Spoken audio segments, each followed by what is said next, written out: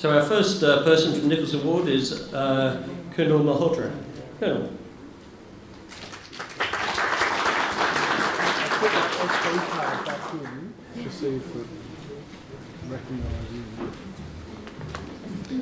Ladies and gentlemen, as you're aware, I'm a candidate for the Nicholson Ward, and I'm here to seek your support and vote in the upcoming elections. I'm a local, and that would be one of the reasons why you would want to vote for me. A local representative is a person who's going to look after your interests. I went to Linwood Primary, then I went to Linwood Senior High School on Metcalfe Road, and now I'm raising my young family in Canning Vale. Why, you would ask? Well, because I think Canning Vale is one of the most beautiful areas to live in and raise your children. I have a history of community volunteering, whether it's as a firefighter with the Gosnells Fire Brigade, or as a Rotarian, or as a soldier in the army. You will never hear me lecture you about my views or what I think the council should do for you. Instead, you'll always have me asking you, what is it that you want? What are your views? What are your opinions? How can the council serve you better? At the end of the day, my role is, as a councillor, is to represent you, not to thrust upon you my views or my opinions. I will always make time to hear your concerns and do whatever I can to resolve them, whether it's lobbying the local government or calling the departments on your behalf. My job is to represent you. In my final few seconds, I want to say I don't have a hidden agenda, and I'm not using this as any means for a career progression. I'm only here because I want to serve you as your Nicholson Ward candidate. As you know, there'll be 7 names on the ballot paper, and I'm one of them, and I think I'm the most qualified to represent you on the council. Please vote for me. Thank you.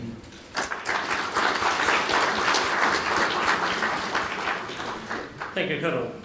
Next speaker, Mr. Robert Burgess. Robert.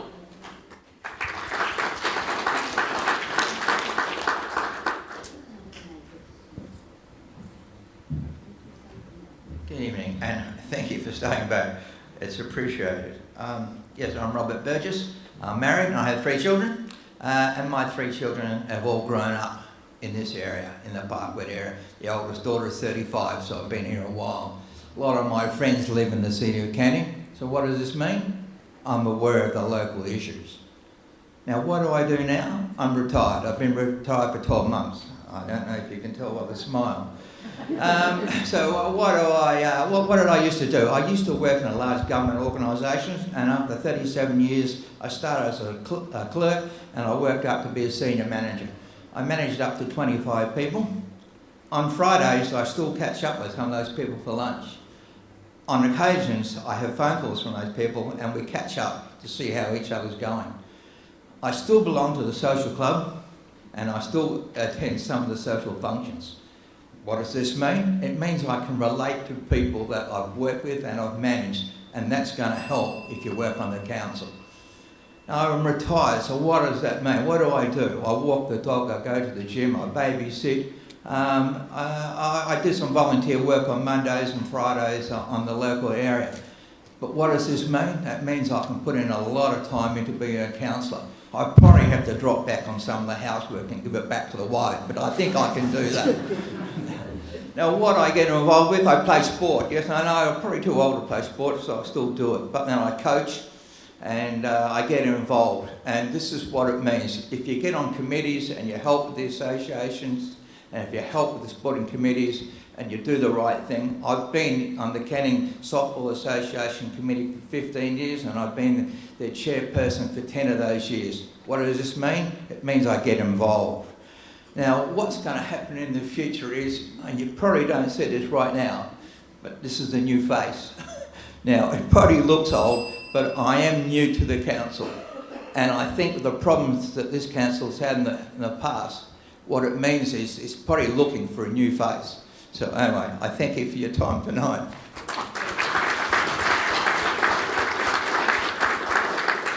Thank you, Robert. I think Jonathan Melanie might not be not with us here. An apology, right? All right. Well, we have 2 of those candidates for Nicholson Ward who are with us, other than for those who are also standing as mayoral candidate. Would anybody like to pose a question to either Colonel or to Robert? Somebody please, give him a question. If there's no specific, yes, here we go, thank you. Wait a second, yes you do need a microphone. No, I don't need a microphone. Yes you do. We're recording you. Those who are for Nicholson. Please. Excuse me, we do need to record the question. Thank you. Oh, okay. Thank you. Those who are for Nicholson, we would like to actually see you. Because I, over the years of 43 years, have very rarely ever seen a councillor. And it's because of that, this is why we don't know what's going on. It's all right being in the paper, but if you're not a reader of the paper, you don't know. So we need to know who you are, and we need to be involved with you. Thank you. That's all I ask. Colonel Robertson, Robert, would you like to respond to that? Thank you for that. Look, I agree. While I've been living in Canning Vale, I've hardly ever met our previous councillors, and I always wondered why was that. And then looking into it a bit more, realised we had very little representation. Up until recently, we only were allowed one councillor on the council, which meant very little representation. And for one councillor to walk around, meet everyone in Canning Vale would have been very hard. I can appreciate that. Hopefully now, with the two councillors, we should be able to do that a lot more. Thank you. Robert, would you like to make a comment on that? Well, it's very hard not to agree with those comments, and I agree with them entirely. And there are some people here, and some people that have probably just left because their stomachs were probably rumbling. But they do recognise my face, and they have seen me around about, but in different forums. But I agree with your comments, and we will have to be more upfront.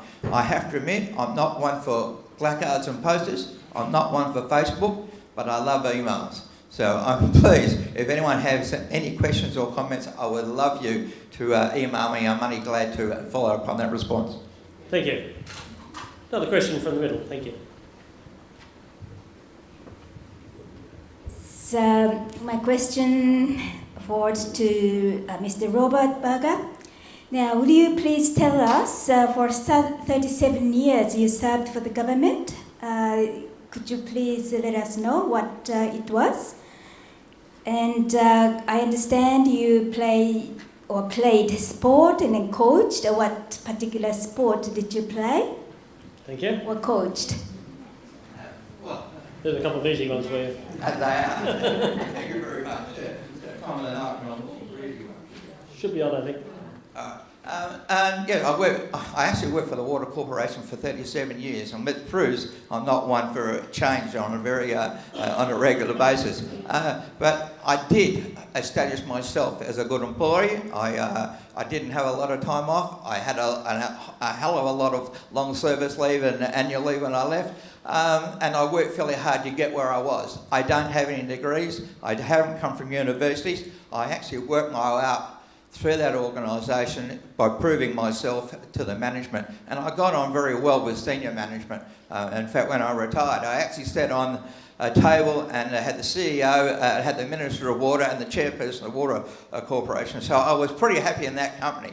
I do play sport. It is softball, and I have got involved with T-ball. I have got involved with A-grade softball. I've got involved with men's softball. And now this year I'll be coaching B1 ladies down at Stamford. But not only do I get involved with those sports, but I get on those committees. And I think it's important that you not only play and coach and talk to people, but you have to do something for those committees, for those associations, get involved. And sponsorship is one of the things I've sought for a lot of those clubs, and it's amazing how much big business is prepared to give you if you need a little bit of support. Thank you very much, Robert.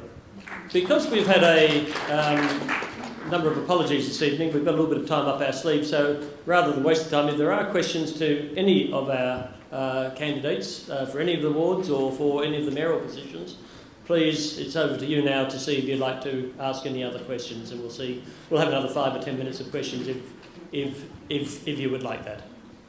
So is there anything else anybody would like to raise?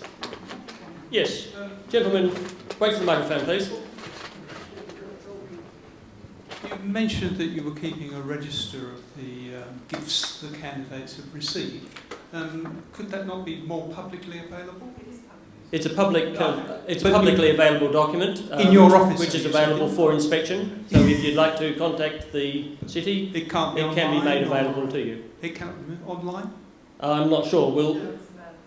I think it's available at the city. I think you need to contact. We are dealing with regulations here, and so I don't know the specific answer to that question. But it is available as a public document. It is donations over $200 coming from a third party. By appointment only, I take. Yeah. Thank you. Question there. Thank you. Yes, I've got a general... Just your name first, please. Oh, Thank sorry, you. Maggie Smith. I've got a general Thank you, question. We've heard a lot about building communities and ways of doing that, and you know how it can be achieved. I'd like to hear the candidate's general vision for the City of Canning, and particularly the role of arts and community events in this. Is that directed to anybody in particular, or Anyone who has a vision. anybody who would like to talk about arts? Got a Kurt down the back who'd like to respond first. I think it should be on. It's on. Hello. There we go. Before living in Canning, I lived in Victoria Park, where I raised my young family.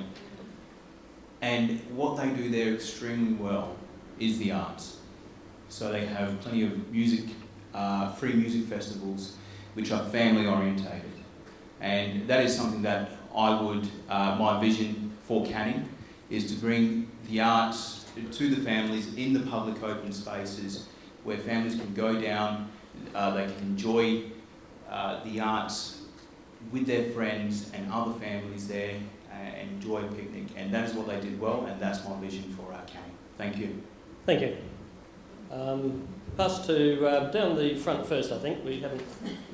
Thank you. Okay, is it going to work? Yes, it works. To Thank you. Steph Jackson. Thank you, Jeff. Yeah, so I'm running for Bannister Ward, in case you've forgotten, since the start of the evening. I just wanted to point out that at last night's council meeting, Commissioner Gray actually moved a motion that the council considers requiring any new developments to include a 1% allocation, I believe on budget, at 1% out of their budgets to community artworks to be enjoyed in the new spaces, and I think that's a great initiative. Apparently it's in line with what a lot of other local governments and the state government does, so I definitely commend that move by our Commissioner. And yeah, just to point out, we have a lot of great events in the City of Canning, but we can always have more, and I think we can always increase participation in those events, so that's something I definitely want to do if I was to be elected. Just get out there. Actually, to be honest, you won't be able to keep me away if I'm elected or not, but get more and more people going to those events and enjoying them. Thanks, Steph. Thank you. I think we had somebody else. Was it, yes? Wilton and then Blair. Thanks. Hi. In response to your question about the arts, now, my background, I didn't mention this before, my part-time job is I sing in a band, and also come from a large history of performing arts. My father is an actor who lived just down the road, and professional actor who performed from Doctor Who to Gallipoli to all kinds of things. Now, I've got my finger on the pulse of a lot of different organisations out there, and so from my point of view, it's not council's job to put on events, but with our finger on the pulse of different organisations out there, that's where we can attract organisations whose job it is to run these events, such as Catch Music. If you ever heard of Catch Music, that's an organisation where anyone can come along. If they want to play an instrument and they don't know how, they'll walk away at the end of the night playing an AC/DC song or a Creedence song or whatever. So you'll find that everywhere. So that's what we can do, and that's what I would do. Contact organisations who can come to Canning and provide those services for our community. Thank you, Wilton. And I think Blair had a comment too. Thank you, Maggie. Let me just say that the Canning Arts Group does a fantastic job, and our Arts Awards are also an impressive event. The City of Canning has had for a long time an arts acquisition policy, but it hasn't had a developer contribution to public art requirement, and I'm pleased that the Commissioners have decided to take that up, because that policy has been on my Facebook page now for about a month. It is standard practice now in local governments around the area that any development over $5 million makes a 1% contribution to public art. On the planning panel that I sit on, occasionally it comes up that it's strange that these large developments in the City of Canning aren't making contributions to public art. I think that it's essential that we do that. I think it's important that we don't just recognise sporting prowess, we recognise academic prowess and art prowess. I don't think that we should value one particular achievement over another. They're all significant, they should all be valued. Thank you. Okay. Mr. Prince. I'd like to basically look at the whole picture. I was working with Ben Wyatt on trying to get troubled youth into various activities. One of those involving the Perth Football Club. Now, it just wasn't that. I think you have to look at troubled youth and all activities. If, for example, we can identify those people, identify those skills and get them into sporting clubs, cultural clubs, art, music and all that sort of thing, and those people adopt them, then that would be a great vision. How we do it is going to be very difficult, but I think it can be done. All you need to do is have the will to do it. Thank you. Thank you. I've got the question at the back, and then the lady in the pink there, and then a gentleman down the front. I'm just hoping that some of these workshops could even be reached to the homeless, because there are a lot of homeless people in this shire, as everywhere. And whoever is voted in, I'd like that to be addressed. Thank you. I'll take that as a comment rather than a question, and I think we have the comment. The lady at the oh, Frank, would you like to speak to that? Yes, you may. Sorry. Thank you. I have been working with a group out on Wharf Street who have just started a community garden. They're feeding homeless people 2 times a week. We've also just started a breakfast club so that hungry kids are getting a meal in the mornings, school uniforms, care packages for infirm, elderly and our disabled. It's one of those things I am passionate about. I'm a humanist. I care about all segments of our community, and in a city, in the heart of a state this wealthy, there is too much homelessness and there is too much of that social problem out there at Queen's Park, East Cannington and Bentley. So yeah, I'm working on it. Thank you. I think the lady in the pink had a question, and then we have a gentleman down the front. Hi, yeah, I'm Linda Campbell. I just wanted to ask a question about something that hasn't been mentioned here at all today, which is something that I think is very much the soul of this city, which is our beautiful river. I would love to hear from a selection of you people here to tell me what is your plan for maintaining and continuing to restore the value of that resource in our city. Thank you. Carolyn Dunsire first, and then Steve Plum at the back. Thank you. It's an excellent question. Along the banks of the Canning River, we have an outstanding organisation called Creeper, who do magical work. The Riverton Ross Mine Shelley liaise with them, but we also do submissions and things to people like Swan River Trust on water quality and things like that. There is a very solid basis for working with those people and enhancing what they do, and also bringing on board other organisations like Dolphin Watch, who look after our pod that live there. Also people who are active in the wild care aspect, so that the animals who live in or on the river also have homes. I think there is probably a role for, or most certainly a role for council, to perhaps look at increasing support to those community groups who give so generously of their time, and particularly along the foreshore. I know there's a big group out weeding not very long ago, but it is important. That area is the jewel in our crown, and it needs to be lush, it needs to be healthy, and it needs to be loved and respected by all of those who visit or live there. So I think we have a good basis for working. Thank you. Thank you. Response to that, and then Warren would like to make a comment. Thank you for asking such an important question.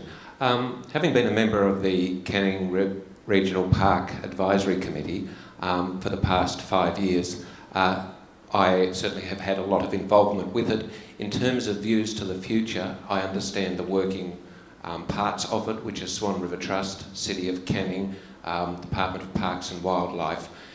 And looking at the planning that's being done, there is good work in terms of listening to the community, but there are 2 major things that have to happen over the next 3 to 5 years. The first one is to pick up on the new strategic plan which will see major changes to how people access it, how it's promoted, issues around parking, playgrounds, additional native plants, and continuing to tackle the exotic plants that are invading, and at the same time supporting groups like Circle, the Canning River Group down near Rossmore in Riverton, you've got the Willetton Wetlands Action Group, you've got a whole range there, you've got Creeper. All of those need to be supported. And in the slightly longer term, we've got to build up some really strong links with the city of Gosnells, because at this stage the regional park finishes at Nicholson Road, and yet there's a whole stretch up there that we need to tie into to get the protection of a park that is of equal value to the ecosystem, to the birds, to the animals, and to the water quality, is equal in value to anything that Kings Park or any other region in Perth can offer. Thank you. Over to Warren. Thank you. I agree to spreading the park out. Certainly. I would suggest another way to spread the park out, along the streets of Cannington and all the other suburbs. Well, that's my area. But yeah, like I would suggest some of the trees that are planted in the streets, they're not just a nuisance when it comes to needing annual pruning and all the rest, but they don't attract birds. The Queensland box is a damn big tree, not particularly suited to streets, but it attracts a lot of birds. And up where I am in 7 Oak Street, we've got the, not the indigenous to the area, but the West Australian flowering gums, and the New Holland honeyeaters absolutely love them. And they invade my backyard, and I think it's fabulous. I've got a backyard full of native trees that the birds love. And that's what I would want to do, plant more native trees that attract birds into every street, so that in fact the regional park is spread through the entire suburbs, the entire city of Canning. Thank you. Thank you, Warren. Hi, yeah, great question, because it's certainly something that I've found a little bit of while I've been out and about, and the development at the back part of Willetton is certainly one of those things. There's also been a few, isolated is not the right word, but local issues about approvals for family daycare centres and things like that. And I think what's important is that the commissioners are doing what they think is best, in the same way that an elected council would do what they think is best. What I've been talking about to the people who've raised concerns with me is that there's always a way, maybe the decision's been made and something's gone ahead, but if you really have an axe to grind, if you've really got a complaint to make, then the council is here to hear that. There are processes in place. With the family daycare centre example, I was able to find the exact wording about what the council has approved and the conditions under which it's been approved, and explain to the residents the process under which, if they think that has been breached, they can bring that to the council's attention, and that an investigation will be undertaken by the environmental something team. But that there's someone they can call if they have a concern after the fact, once the decision's been made. Who can they go to, especially now in the situation we're in without a local councillor? But the staff here do want to hear about that kind of thing, and they are here to work for us. That's why we pay rates, or we rent a property with an owner that pays rates. So yeah, getting involved and just maintaining those lines of communication, that's what we're all here for. Thank you. Any final comment from any of the other candidates?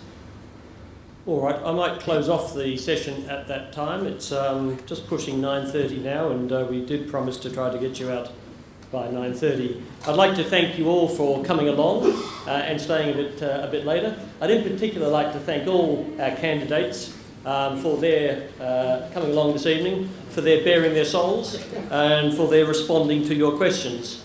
Those who are successful, I can assure you there is an extraordinarily rigorous induction and training program which has been carefully crafted and hopefully with the support of those who do come in to help our people, our new councillors and mayors get up to speed on the City of Canning as soon as possible, so that they'll go through a little bit of a boot camp and get up to speed on the issues and the concerns of the community and some of the issues around the City of Canning, so that they can hit the road running a little bit quicker than might otherwise be the case.